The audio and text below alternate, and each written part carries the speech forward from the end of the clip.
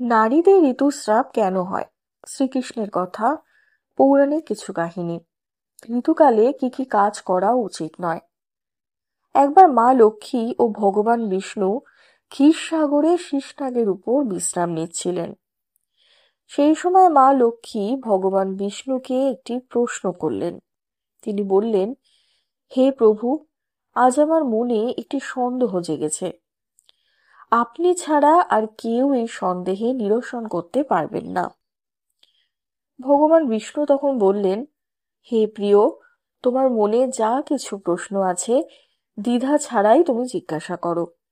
আমি অবশ্যই তোমার সকল প্রশ্নের উত্তর দেব। মা লক্ষ্মী জিজ্ঞাসা করলেন, হে প্রভু, কোন পাপের ফলে নারীদের ঋতুস্রাব সহ্য করতে হয়? আর ঋতুকালে নারীরা কি কি কাজ এড়িয়ে চলবে যাতে তারা পাপ থেকে মুক্ত থাকতে পারে? ভগবান বিষ্ণু বললেন, আজ তুমি মানব জাতির কল্যাণের জন্য একটি মহৎ প্রশ্ন করেছ। এই প্রশ্নের উত্তর এক প্রাচীন কাহিনীতে রয়েছে। সেই কাহিনীর নাম দেব শর্মার কাহিনী। এই পবিত্র কাহিনীর শ্রবণ করলে সব পাপ নাশ হয়ে যায়।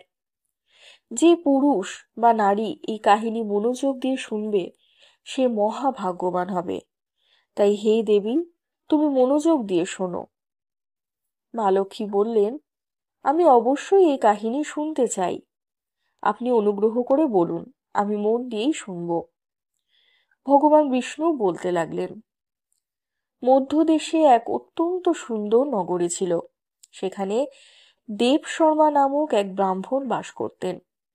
তিনি সকল বেদ ও শাস্ত্রে পারদর্শী, জ্ঞানী, ধার্মিক এবং সদা সত্যনিষ্ঠ ছিলেন। সকল মানুষ তাকে অত্যন্ত সম্মান করত।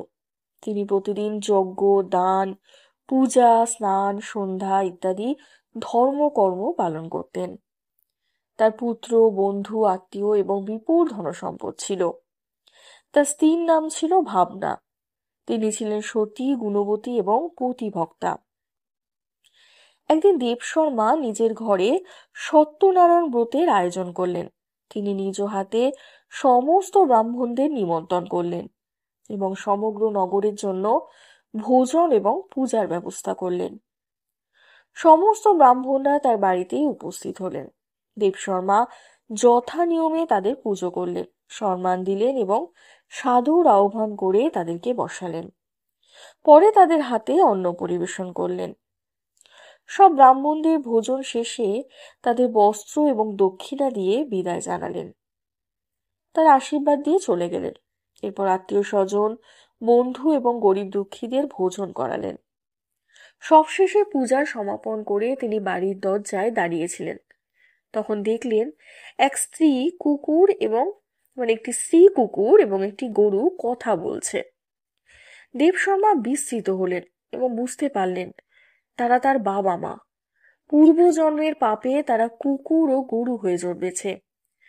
তিনি তখন গভীর চিন্তায় পড়লেন, তাদের এমন দশা কেন হলো? কি পাপের ফলে তাদের এমন জন্ম হলো? কি করলে তাদের মুক্তি হবে? এই ভাবনায় তিনি সারা রাত অস্থির হয়ে থাকলেন। পরদিন সকালে স্নান সেরে ব্রাহ্মণিক কর্ম সম্পন্ন করে তিনি ঋষি বশিষ্ঠের আশ্রমে গেলেন। পৌঁছাতেই ঋষি বশিষ্ঠ সাদরে অভ্যর্থনা করে জিজ্ঞেস করলেন, হে ব্রাহ্মণ, তুমি আজ আমাদের আশ্রমে এসেছো, নিশ্চয়ই কোনো কারণ আছে। তোমার মুখে দুঃখের ছাপ, বলো কি কারণে তুমি শোকাকুল? দেবশর্মা প্রণাম করে বললেন, হে মুনিবর, আপনাকে প্রণাম। আজ আমি আপনাকে দর্শন করে ধন্য হয়েছি।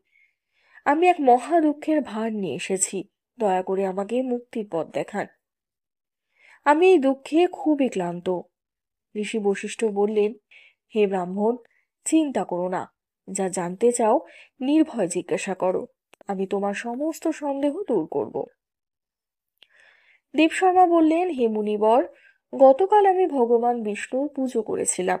বহু ব্রাহ্মণ এবং দরিদ্র ব্যক্তিকে আহারও করিয়েছিলাম। এরপর পুজো শেষ করে বাড়ির দরজায় দাঁড়িয়েছিলাম। তখন এক স্ত্রী কুকুর এবং গরু আমার সামনে দাঁড়িয়ে কথা বলছিল। কুকুরটি বলছিল, হে স্বামী, আজ যা ঘটেছে শোনো। আমাদের ছেলের বাড়িতে যে দুধ ব্রাহ্মণদের জন্য রাখা ছিল তা এক ঈর্ষান্বিত নারী বিষ মিশিয়ে দিয়েছিল। আমি তা দেখে খুবই চিন্তিত হলাম। সেই দুধ দিয়ে ভোজন তৈরি হলে সবাই তো মারা যাবে, তাই আমি সেই দুধ নিজে পান করলাম। এরপর সেই ব্রাহ্মণের স্ত্রী আমাকে প্রচন্ড মারধর করলো। আমার শরীর ভেঙে গেছে, হাঁটতে পারছি না। এরপর গরুটি বলল, হে প্রিয়, এবার আমার কথা শোনো। আমি এই ব্রাহ্মণের বাবা ছিলাম। আজ আমার ছেলে সবার ভোজন করালেও আমাকে এক টুকরো ঘাস পর্যন্ত দেয়নি,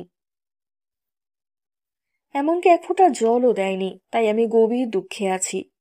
আমি তখন বুঝতে পারলাম তারা আমার বাবা মা। তাই এই অবস্থা দেখে আমি অত্যন্ত মর্মাহত হলাম। আমি কোনো পাপ করিনি, সবসময় ধর্ম পালন করেছি, তবু আমার পিতামাতার এমন দশা কেন হলো? তাই আজ আমি আপনার কাছে এসেছি। দয়া করে আপনাদের যোগবল দিয়ে দেখুন এবং বলুন তাদের মুক্তির উপায় কি। ঋষি বশিষ্ঠ তখন ধ্যানে মগ্ন হলেন এবং পূর্বজন্মের কথা দেখতে পেলেন। তিনি বললেন, হে ব্রাহ্মণ, মনোযোগ দিয়ে শোনো। তোমার পিতা এবং মাতা পূর্বজন্মে গুরুতর পাপ করেছিল। তোমার পিতা কুন্দিনগরের এক বিখ্যাত ব্রাহ্মণ ছিলেন। একদিন একাদশীতে উপবাস ভঙ্গ করার আগে সময়ের অপেক্ষা না করেই তিনি আহার করেছিলেন।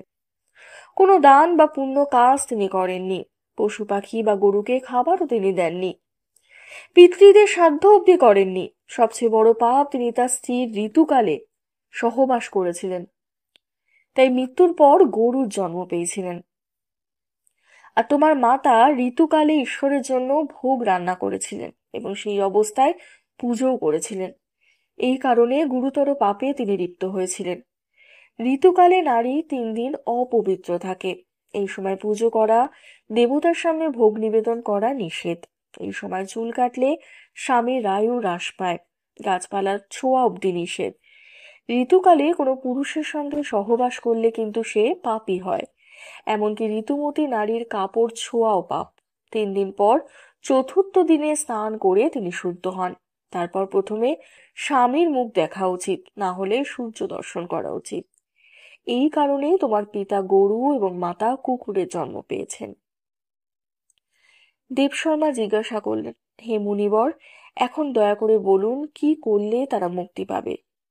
ঋষি বশিষ্ঠ বললেন, হে ব্রাহ্মণ, কোনো এক অমাবস্যা তিথিতে তাদের জন্য সাধ্য তর্পণ করো, গরু দান করো, দান ধ্যান করো এবং দরিদ্রদের খাদ্য দাও, তাহলেই তাদের মুক্তি হবে। আজকের ভিডিওটি আপনাদের কেমন লাগলো অতি অবশ্যই কমেন্ট করে জানাবেন। একটা লাইক করবেন, শেয়ার করবেন আর চ্যানেলটি সাবস্ক্রাইব করতে কিন্তু একদমই ভুলবেন না। ধন্যবাদ।